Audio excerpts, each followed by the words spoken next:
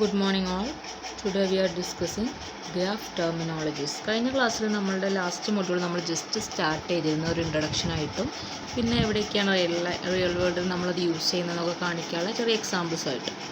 Next നമ്മൾ terminologies ആണ് discuss ചെയ്യാൻ പോകുന്നത്. നമ്മൾ ട്രീൻ്റെ ടെർമിനോളജീസ് ഒക്കെ പഠിച്ചില്ലായിരുന്നോ? ഇപ്പോൾ റൂട്ട്, പാരൻറ്റ്, ചൈൽഡ് എന്നൊക്കെ പറഞ്ഞ് കുറേ ഡിഗ്രിയൊക്കെ പറഞ്ഞിട്ട് അതേപോലെ നമ്മളുടെ ഗ്രാഫിനും ടെർമിനോളജി ഉണ്ട്. ജനറലായിട്ട് നമ്മൾ ഗ്രാഫിനെ പറയുന്നത് directed graph, undirected graph, weighted graph, unweighted graph എന്നൊക്കെയാണ്. പക്ഷേ ഇതിൽ ഒരുപാട് ഇൻക്ലൂഡഡ് ആയിട്ടുള്ള കൺസെപ്റ്റുകളുണ്ട്. അപ്പോൾ നമുക്ക് വൺ ബൈ വൺ ആയിട്ട് നോക്കാം. ഓക്കെ, ഫസ്റ്റ് എന്താണ്? ഈ graph G consist of two sets. First set ഈ set V and set E.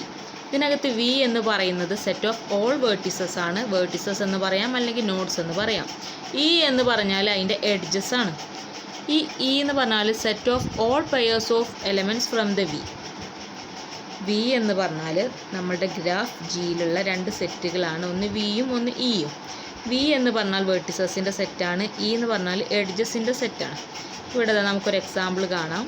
ഇപ്പോൾ G1 എന്ന് പറഞ്ഞിട്ടുള്ള ഒരു ഗ്രാഫ് നമ്മൾ കൺസിഡർ ചെയ്യുകയാണെങ്കിൽ അതിൻ്റെ വേർട്ടിസസ് എന്ന് പറഞ്ഞാൽ V1, V2, V3, 4 ആണ്. ഈ സെറ്റാണ് നമ്മളുടെ ക്യാപിറ്റൽ വി. എഡ്ജസ് എന്ന് പറഞ്ഞാൽ V1, V2, V1, V3, V1, V4 എന്ന് പറഞ്ഞ് പെയർഡായിട്ട് വേർട്ടിസസ് കൊടുക്കുന്ന ആ ഒരു ലൈൻ, അതിനെയാണ് നമ്മൾ എഡ്ജസ് എന്ന് പറയുക. നമുക്കിവിടെ ഫിഗർ ഉണ്ട്, ഓരോന്നിനും ഫിഗർ ഉണ്ട്. ഇതാണ് നമ്മുടെ G1 എന്ന് പറഞ്ഞിട്ടുള്ള ഫിഗർ. ഇതിൻ്റെ വേർട്ടിസസ് എന്ന് പറഞ്ഞാൽ V1 ഉണ്ട്, V2 ഉണ്ട്, V3 ഉണ്ട്, V4 ഉണ്ട്. എഡ്ജസ് എന്ന് പറയുമ്പോൾ ഈ ലൈനാണ് എഡ്ജ് എന്ന് വെച്ചാൽ V1 to V2, V1 to V3, V1 to V4, V2 to V3, V3 to V4 എന്നൊക്കെ പറഞ്ഞിട്ടുള്ള ഇത്തരം പെയേഴ്സാണ് ഇതിൻ്റെ എഡ്ജസ് എന്ന് പറഞ്ഞത്. അപ്പോൾ നിങ്ങൾക്കൊരു ഐഡിയ കിട്ടിയില്ല. ഒരു ഗ്രാഫ് എന്ന് പറഞ്ഞാൽ അതിൻ്റെ ഒരു സാമ്പിൾ എക്സാമ്പിളാണ് ഇത്. ഇതിനകത്ത് വേർട്ടിസസ് ഉണ്ട്, എഡ്ജസും ഉണ്ട്. ഒരു ഐഡിയ കിട്ടിയില്ല, അതൊക്കെ എന്താണ്? നെക്സ്റ്റ് പറയുന്ന കൺസെപ്റ്റ് ഡൈഗ്രാഫാണ്. Digraph is also called directed graph. എന്ന് വെച്ചാൽ നമ്മൾ കൊടുക്കുന്ന ഈ എഡ്ജസിന് ആരോ ഉണ്ടെങ്കിൽ, നമ്മൾ എന്തോ ഡയറക്റ്റ് ചെയ്ത് കാണിക്കുന്നുണ്ടെങ്കിൽ അതാണ് directed graph. It's a graph G such that G equal to V comma E, where V is the set of all vertices and E is the set of ordered pairs of elements. ഇവിടെ നമ്മുടെ E എന്ന് പറഞ്ഞാൽ ordered pairs ആയിരിക്കും E. കാരണം നമ്മളിവിടെ ഒരു ആരോ കൊടുക്കുന്നുണ്ട്. ഇവിടെ നമുക്കൊരു എക്സാമ്പിൾ ഉണ്ട്, G2 എന്ന് പറഞ്ഞിട്ടുള്ളൊരു എക്സാമ്പിൾ. ഇതിനകത്ത് കണ്ട് ഈ G1 G2 തമ്മിലുള്ള മാറ്റം എന്താ? G2-ലാകുമ്പോൾ ഒരു ആരോ മാർക്കായിട്ട് നമ്മൾ കൊടുക്കുന്നുണ്ട്. G1-ൽ അങ്ങനെയല്ല. V1 to V2 ഉണ്ട്, V2 to V3 ഉണ്ട്, V1 to V3, V3 to V4, V4 to V1. Okay, ഇപ്പോൾ ഡയറക്റ്റഡ് ഗ്രാഫാണിത്. ഇത് നമ്മുടെ simple graph or undirected graph. അപ്പോൾ ഇവിടെ G2-ൻ്റെ എക്സാമ്പിൾ എടുക്കുകയാണെങ്കിൽ V1, V3, V4 ഇതൊക്കെയാണ് അതിൻ്റെ വേർട്ടിസസ്. ഇതുപോലെ തന്നെ, പക്ഷേ എഡ്ജസ് വരുമ്പോൾ മാറ്റമുണ്ട്. കാരണം ആരോ വന്ന ഏരിയ മാത്രമേ നമ്മളങ്ങനെ ഓർഡർ ചെയ്ത് കൊടുക്കുന്നുള്ളൂ. അപ്പോൾ ഡയറക്റ്റഡ് ഗ്രാഫ് ആകുമ്പോൾ അവിടെ ഓർഡേർഡ് പെയർ ഓഫ് എലമെൻറ്റ്സ് ആയിരിക്കും. നോക്കൂ, V1 to V2, V1 to V3, V1 to V4 എന്ന് പറഞ്ഞിട്ടുള്ളതുണ്ട് നമ്മുടെ ഈ ഫസ്റ്റ് ഗ്രാഫിൽ. പക്ഷെ മറ്റേലില്ലല്ലോ. കാരണം എന്താണ്? V1 to V4 ഇങ്ങോട്ട് ആരോ ഇല്ല, അതുകൊണ്ടാണ് കേട്ടോ അങ്ങനെ. കാരണം ഇത് ഓർഡേർഡ് പെയർ ആവണം നമ്മുടെ ഡയറക്റ്റഡ് ഗ്രാഫിൻ്റെ കേസിൽ. ഓക്കെ, ദെൻ ഇത്രയാണ് നമ്മുടെ ഡയറക്റ്റഡ് ഗ്രാഫിനെ കുറിച്ച് പറയാനുള്ളത്. നെക്സ്റ്റ്, അപ്പോൾ ടെർമിനോളജീസാണ് നമ്മൾ ഓരോന്ന് പറഞ്ഞുകൊണ്ടിരിക്കുന്നത്. ആദ്യം നമ്മൾ എന്താണ് ഗ്രാഫ് എന്ന് പറഞ്ഞു, അതിലുള്ള സെറ്റുകൾ ഏതൊക്കെയാണെന്ന് പറഞ്ഞു, ദെൻ ഡൈഗ്രാഫ് പറഞ്ഞു, പിന്നെ അതിൻ്റെയൊക്കെ ഫിഗേഴ്സ് ഉണ്ട്. ഓരോന്നിനും ഓരോ ഫിഗേഴ്സാണ് ഇതിലുള്ളത്. നമുക്ക് ഓരോന്ന് പറയുമ്പോൾ ഫിഗേഴ്സ് വെച്ച് പറയാം കേട്ടോ. നെക്സ്റ്റ് പറയുന്നത് വെയ്റ്റഡ് ഗ്രാഫാണ്. വെയ്റ്റഡ് ഗ്രാഫ് എന്ന് പറഞ്ഞാൽ നമ്മളുടെ ഓരോ എഡ്ജസിനും അതിന് ലേബൽ ചെയ്തിട്ടുള്ള എന്തോ ഒരു വാല്യൂ അല്ലെങ്കിൽ സം വെയ്റ്റസ് ഉണ്ടായിരിക്കും. ഇപ്പോൾ G4-ഉം G3-യും നമ്മൾ എക്സാമ്പിളായിട്ട് എടുക്കുകയാണെങ്കിൽ അത് രണ്ടും വെയ്റ്റഡ് ഗ്രാഫാണ്. നോക്കാം, G3 ആൻഡ് G4 കണ്ടോ? ഇതിൻ്റെ എഡ്ജസിൻ്റെ അവിടേക്ക് എന്തോ ഒരു വാല്യൂ കൊടുത്തിട്ടില്ല അതിൻ്റെ വെയിറ്റ് ആയിട്ട്. അതുകൊണ്ട് തന്നെ ഇതിനെ നമ്മൾ വെയ്റ്റഡ് ഗ്രാഫ് എന്ന് പറയും. ഓക്കെ, അതേപോലെ G4-ഉം അതിൻ്റെ എക്സാമ്പിളാണ്. പക്ഷേ ഇത് ഡൈഗ്രാഫിന് എക്സാമ്പിളാണ്, ഡയറക്റ്റഡ് ആരോ ഉള്ളതുകൊണ്ട്. അതോടൊപ്പം തന്നെ അതൊരു വെയ്റ്റഡ് ഗ്രാഫാണ്. Then adjacent vertices. Vertices Vi is adjacent to neighbor vertices say Vj if there is an edge from V1 to Vi to Vj. ഇതിനകത്ത് G11 എന്താണെന്ന് വെച്ചാൽ V2 V3-ക്കും V4-നും അഡ്ജസ്റ്റൻ്റ് ആണ്. V is not adjacent to V4 and V2. Similarly, neighbors of V3 in G2. നോക്കാം, G2-ൽ example വെച്ച് പറയാം. G2-ൽ neighbours of V3 എന്ന് പറഞ്ഞാൽ V1-ഉം V2 ആണ്.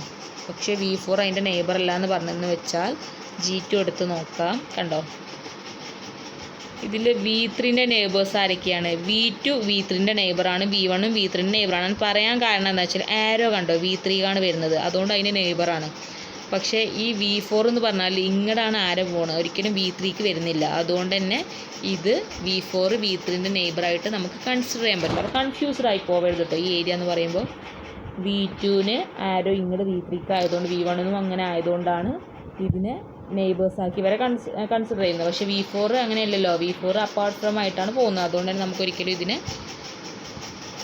ഒരു നെയ്ബറായിട്ട് അല്ലെങ്കിൽ അഡ്ജസ്റ്റൻറ്റ് വേർട്ടിസസ് ആയിട്ട് കൺസിഡർ ചെയ്യാൻ പറ്റുന്നില്ല. വേറെ എക്സാമ്പിൾ ഏതാ പറഞ്ഞത്? G11 എടുക്കുമ്പോൾ V2 is adjacent to V3 and V2 and V3 ആണ്. G11 നോക്കാം. G11 ഓക്കെ, ഇവിടെ അതേപോലെ വെയിറ്റഡ് ആണെന്ന് വെച്ചാൽ V4 ആരെ വരുന്നത്? V3 എന്ന് വരുന്നുണ്ട്, V2 എന്ന് വരുന്നുണ്ട്. പക്ഷേ V1 കാരണം പോകുന്നില്ല. ജസ്റ്റ് അതേ സെയിം എക്സാമ്പിൾ തന്നെയാണ് G11ലും പറയുന്നത്. അപ്പോൾ അതാണ് അഡ്ജസ്റ്റൻറ്റ് വേർട്ടിസസ് എന്ന് പറഞ്ഞാൽ. എന്ന് വെച്ചാൽ നെയ്ബേഴ്സ് എന്ന് വെച്ചാൽ ആരോ അധികമാണ് വരുന്നതെങ്കിൽ അതിലാണ് നെയ്ബേഴ്സ് ഉള്ളത്. Next self loop. കാരണം ഓരോ കൺസെപ്റ്റുകൾ സിമ്പിളായിട്ട് പറയാം. അപ്പോൾ നിങ്ങളിതൊക്കെ വൺ വേർഡിന് വരാൻ ചാൻസസ് ഉള്ള ക്വസ്റ്റ്യൻസാണ്. അപ്പോൾ നിങ്ങൾ ആ രീതിയിൽ തന്നെ പഠിക്കുക, അല്ലാതെ എസ് ആയിട്ടൊന്നും വരാൻ സാധ്യതയില്ല. പക്ഷേ ഓരോ കൺസെപ്റ്റും നിങ്ങൾക്ക് അറിയണം. അഥവാ എസ് വന്നാലും നിങ്ങൾക്ക് അത് അറ്റൻഡ് ചെയ്യാൻ കഴിയണം. പിന്നെ പറയാനുള്ള കാര്യം എന്താണെന്ന് വെച്ചാൽ കൂടുതലും ഇത് വൺ വേർഡിനായിട്ടാണ് വരാൻ ചാൻസ് ഉള്ളത്. ഒബ്ജക്റ്റീവ് ടൈപ്പായിട്ട് നല്ല സാധ്യതയുള്ള ഏരിയ ആണ്. അതുകൊണ്ട് നിങ്ങൾ ആ രീതി തന്നെ പഠിക്കുക. കാരണം കുറച്ച് കൺഫ്യൂസറൊക്കെ ആക്കുന്ന കൺസെപ്റ്റുകളും കാര്യങ്ങളും ആയതുകൊണ്ട് ഇപ്പോൾ ഫിഗറിന്ന് ഓരോന്ന് കണ്ടുപിടിക്കാൻ അങ്ങനെയൊക്കെ ചോദിക്കൂട്ടോ. 2 മാർക്കിനൊക്കെ ഇൻട്രസ്റ്റിംഗ് ആയിരിക്കും. നിങ്ങൾ കുറച്ചൊരു ഐഡിയ ഒക്കെ ഉണ്ടെങ്കിൽ അത് അറ്റൻഡ് ചെയ്യാൻ. ദെൻ സെൽഫ് ലൂപ്പ്, അതാണ് next point. If there is an edge whose starting and end vertices are same, അതിൻ്റെ സ്റ്റാർട്ടിങ് എൻഡും എൻഡ് വേർട്ടിസസും സെയിം ആണെങ്കിൽ അതിനെയാണ് നമ്മൾ സെൽഫ് ലൂപ്പ് എന്ന് പറയുക. അതിൻ്റെ എക്സാമ്പിൾ എവിടെയാണ്? G5 നോക്കാം. അത് സെൽഫ് ലൂപ്പ് ഉണ്ട്. V4 ഒരു സെൽഫ് ലൂപ്പ് ഉണ്ടെന്നാണ് പറയുന്നത്. G5 എവിടെ? ഇതാണ് G5. എവിടെ കണ്ടോ? V4 self loop. അതിൻ്റെ സ്റ്റാർട്ടും എൻഡും ആ സെയിം വേർട്ടിസസ് ആയതുകൊണ്ട് അതിനെ നമ്മൾ എന്ത് പറയും? സെൽഫ് ലൂപ്പ് എന്ന് പറയും. ദെൻ നെക്സ്റ്റ് കൺസെപ്റ്റ് നോക്കാം. സെൽഫ് ലൂപ്പ് എന്താ മനസ്സിലായി. Then parallel edges. If there is more than one edge between the same pair of vertices.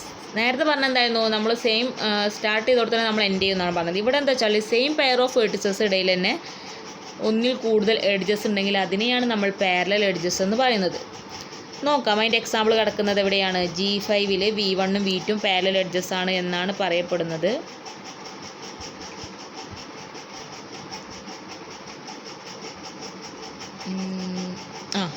G5 ഇതാണ് സെൽഫ് ലൂപ്പ്. അതിനകത്തുണ്ട്. അതേപോലെ പാരലൽ എഡ്ജസ് V1 V2 തമ്മിലാണ് പാരലൽ എഡ്ജസ്. കണ്ടോ?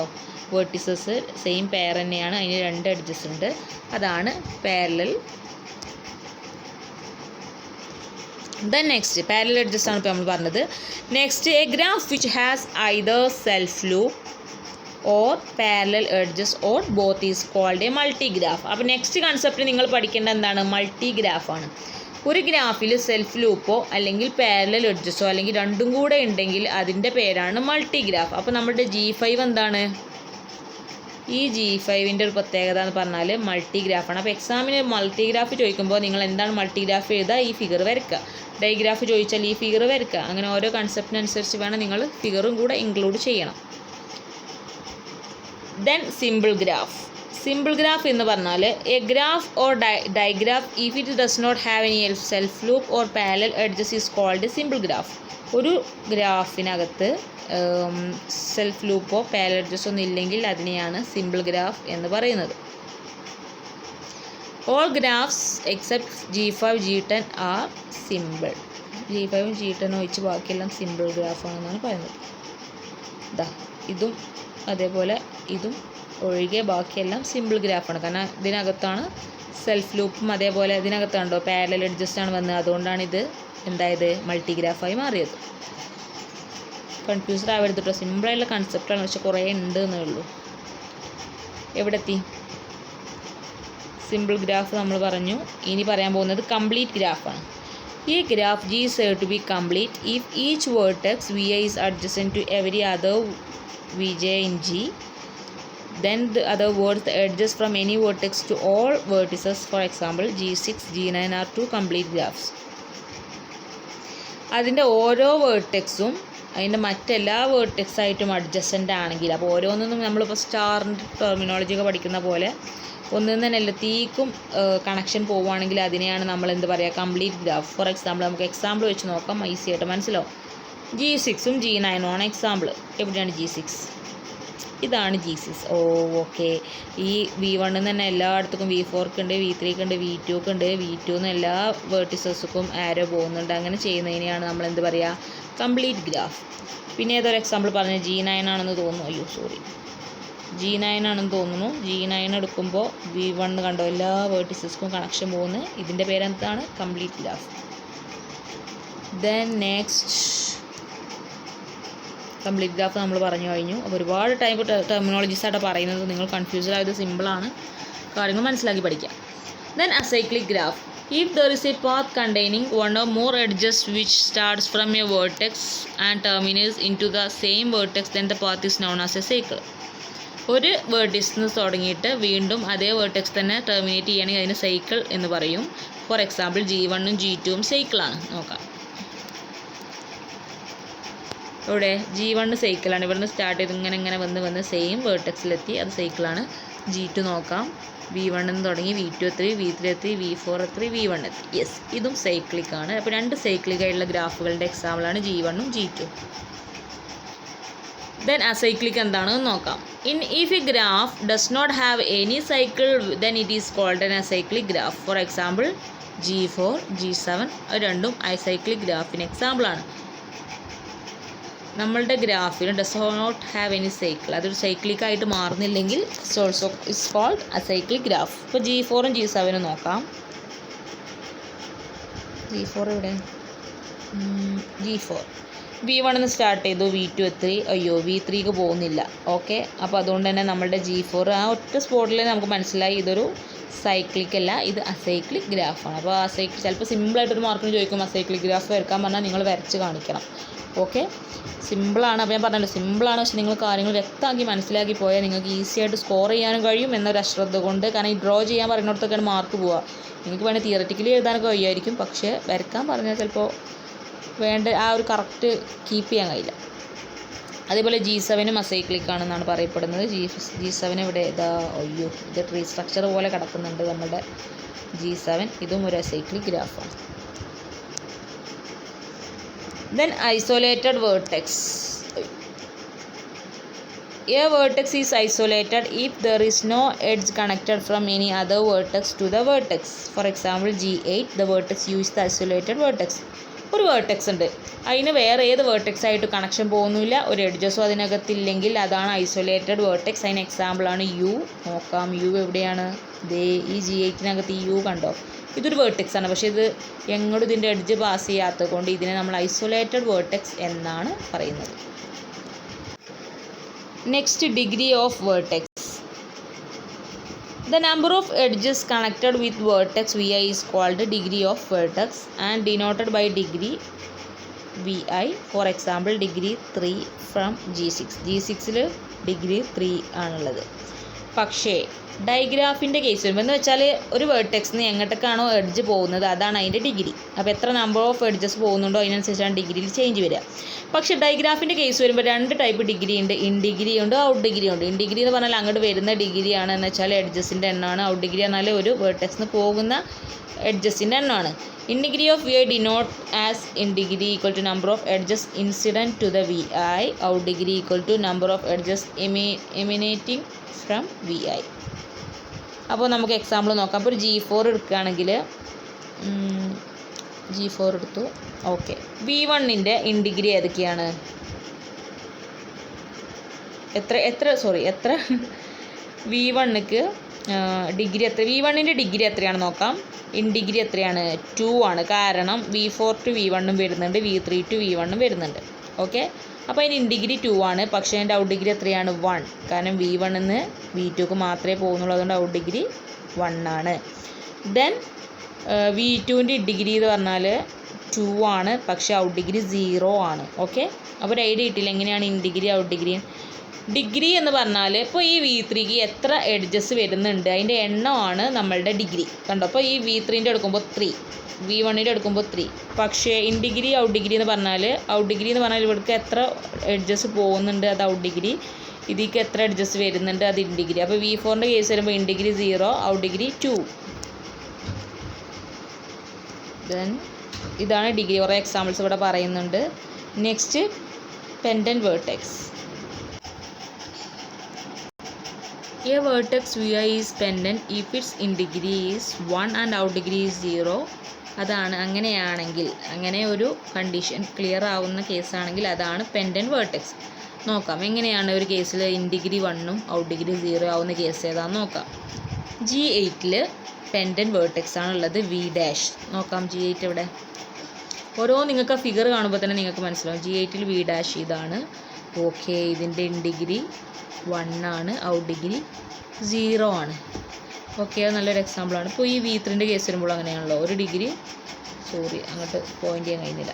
ഒരു ഡിഗ്രി 1 ആണ്, മറ്റേ ഡിഗ്രി 0 ആണ്. എന്ന് വെച്ചാൽ സൈക്ലിക് അല്ലാത്ത കേസുകൾ വരുമ്പോൾ അതിലൊക്കെ അങ്ങനെയാണ് വരുന്നത്. കാരണം ഒരു ഡിഗ്രി 1ഉം ഒരു ഡിഗ്രി 0യും ആയിരിക്കും.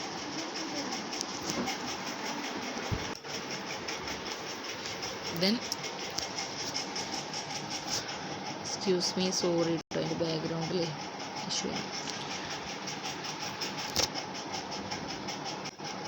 ഓക്കെ, അപ്പോൾ G8ൻ്റെ കേസ് നമ്മൾ പറഞ്ഞു. ഇനി G7ൻ്റെ കേസ് വരുമ്പോൾ അതിൻ്റെ പെൻഡൻറ്റ് വേർട്ടിസസ് ഏതൊക്കെയാണ്? V4, V5, V6 and V7. നോക്കാം G7 എവിടെ. ഓ മൈ ഗോഡ്, അതൊരു ട്രീ സ്ട്രക്ചർ പോലെയാണുള്ളത്. ഇതിൻ്റെ വേർട്ടിസസ് ഏതൊക്കെയാണ്? V4. ഇതിനകത്ത് ഞാൻ പറഞ്ഞു, നേരത്തെ പറഞ്ഞല്ലോ, G7 കണ്ട ട്രീ സ്ട്രക്ചർ പോലെയാണ്. ഇതിൻ്റെ V4, V5, V6, V7 ഇതൊക്കെ എന്താണ്? പെൻഡൻറ്റ് വേർട്ടിസസ് ആണ്. ഇത് പെൻഡൻറ്റ് ചിലപ്പോൾ ചോദിക്കൂട്ടോ, സാധ്യത കൂടുതലാണ്. കാരണം ഇത് കുറച്ചൊരു വെറൈറ്റി കൺസെപ്റ്റ് ആയതുകൊണ്ട്. ഇതിൻ്റെ ഇൻ ഡിഗ്രി എന്താണ്? 1 ആണ്, ഔട്ട് ഡിഗ്രി 0 ആണ്. അപ്പോൾ അതിനുള്ളൊരു എക്സാമ്പിളാണ് ഈ G7. ദെൻ നെക്സ്റ്റ് എന്താണ്? Connected graph. In A graph, two vertices Vi and Vj are said to be connected if there is a path G from Vi to Vj. A graph said to be connected if for every pair of distinct vertices Vi, Vj there is a path. ഇതിനകത്ത് G1, G3, G6 and G8. ഇതിൽ G1, G3, G6ഉം connected ഗ്രാഫാണ്. പക്ഷേ G8 connected അല്ല എന്നാണ് പറയുന്നത്. എന്ന് വെച്ചാൽ രണ്ട് vertices എടുക്കുകയാണെങ്കിൽ അതിൻ്റെ ഇടയിൽ എഡ്ജ് ഉണ്ടെങ്കിൽ അതെന്തായിരിക്കും? കണക്റ്റഡ് ആയിരിക്കും. നോക്കാം, G1ഉം G3ഉം G6ഉം എന്താണ്? G1, G3, G6 ഇതൊക്കെ കണക്റ്റഡ് ആണല്ലോ. അതുകൊണ്ട് തന്നെ ഇത് കണക്റ്റഡ് ഗ്രാഫാണ്. ഇതിൻ്റെയൊക്കെ വേർട്ടിസസ്, 2 പെയർ വേർട്ടിസസ് എടുക്കുമ്പോൾ അത് ഷെയർ ചെയ്തിട്ടൊരു എഡ്ജസ് അതിനകത്തുണ്ട്. പിന്നെ G8 കണക്റ്റഡ് അല്ല എന്നാണ് പറഞ്ഞത്. കണക്റ്റഡ് അല്ല, കാരണം ഇതിന് ഐസൊലേറ്റഡ് വേർട്ടെക്സ് ഉണ്ട്. പിന്നെ ഇവിടെയൊന്നും കണക്റ്റഡ് അല്ല. അതുകൊണ്ട് തന്നെ G8 ഒരു കണക്റ്റഡ് ഗ്രാഫ് അല്ല. ഇനി നമുക്ക് ഡിസ്കസ് ചെയ്യാനുള്ളത് സ്ട്രോങ്ലി കണക്റ്റഡും ഉണ്ട്, വീക്ക്ലി കണക്റ്റഡും ഉണ്ട്. A diagraph said to be strongly connected if for every pair of distinct vertices is in G there is a direct path from Vi to Vj. So example എന്താണ്? G11 എന്ന് പറഞ്ഞാൽ strongly connected ആണ്. പക്ഷേ G10ഉം G12ഉം strongly അല്ല. നോക്കാം G11 ഇവിടെ. Yes, G11 എന്ന് പറഞ്ഞാൽ സ്ട്രോങ്ലി കണക്റ്റഡ് ആണ്. V1 to V2 directed path ഉണ്ട്. V2 to V3 ഉണ്ട്. V3 to V4 ഉണ്ട്. V4 to V1 ഉണ്ട്. അപ്പോൾ ഇത് സ്ട്രോങ്ലി കണക്റ്റഡ് ആണ്. പക്ഷേ G10ഉം G12ഉം സ്ട്രോങ്ലി കണക്റ്റഡ് അല്ല, പക്ഷേ വീക്ക്ലി കണക്റ്റഡ് ആണ്. അതാണ് ഇതിൻ്റെ പ്രത്യേകത.